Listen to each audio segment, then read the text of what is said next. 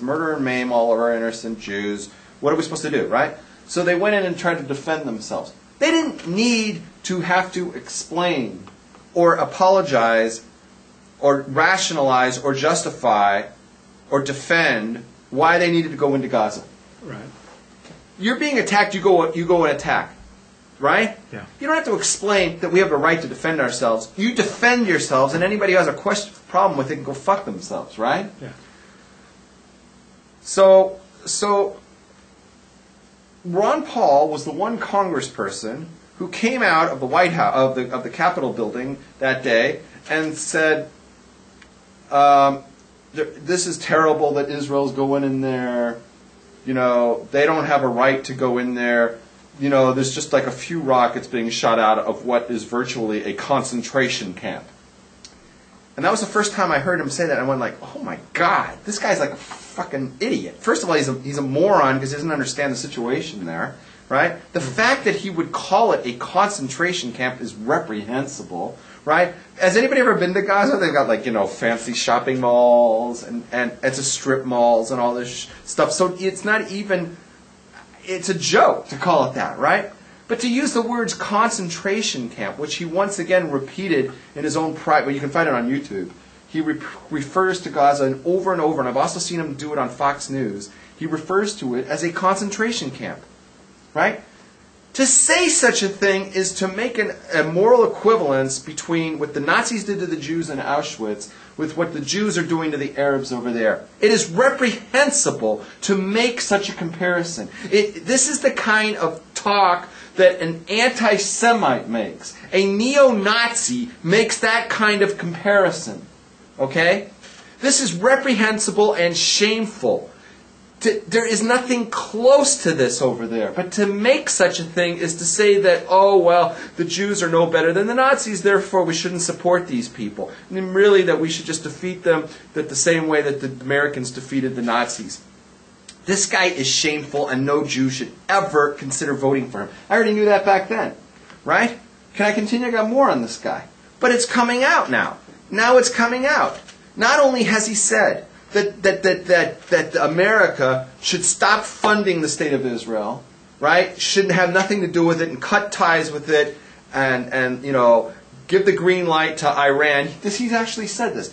He says that he wants to stop putting sanctions on Iran. Mm-hmm. He wants Iran to build up its nukes. He just said that this weekend, so that they can talk tough back to the state of Israel.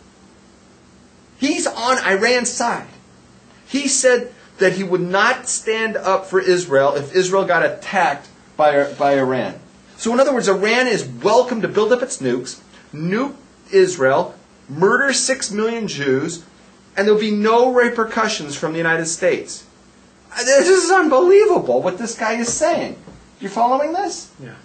And folks, you can look this up. It's all on the internet. And then it came out. 2 different people corroborated the same story that he has said in public to different people in front of eyewitnesses when asked the question, would you, Ron Paul, if given this following situation, that you were president at the time of FDR, when the U.S. was entering World War II. Mm-hmm. If you were president back then, and it was known what we know now, that the Germans were gathering up all the Jews and putting them into concentration camps, would you, even though you're a non-interventionist, would you send U.S. troops to save the Jews? And he has answered more than one time, unequivocally, no. He would not save the Jews. He would not enter World War II to save the Jews. That's his direct quote. Any Jew that votes for this man needs a serious... you need to go to a psychiatrist. You need to get your brain looked at. It's reprehensible that this man is running for office in the United States. No Jew should ever consider voting for this guy. If he had his way, if Ron Paul had his way, instead of 14 million Jews living in the world right now, there might be 2 million Jews living in the world. And they would be secularized liberals and communists, and no one would have ever heard of Torah. And so anyone who hates Jews, doesn't want to see a lot of Jews on the planet, doesn't want Judaism to exist, you should vote for Ron Paul. He is perfect for you. Go ahead.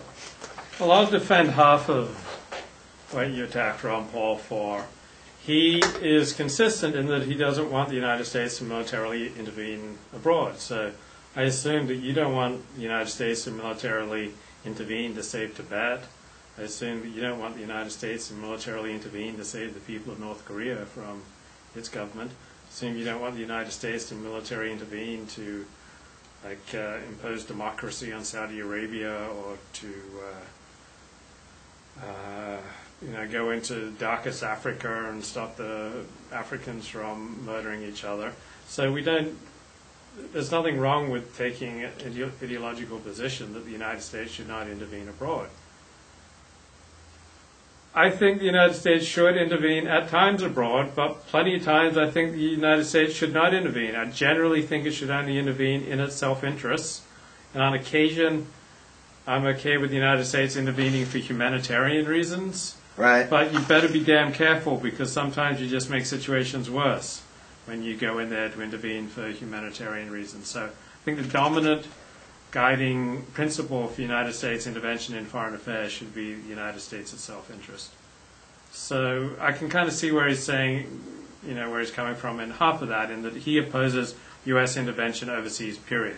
So it's not just for the Jews or against the Jews. He doesn't want the U.S. intervening to save, starving people in Africa.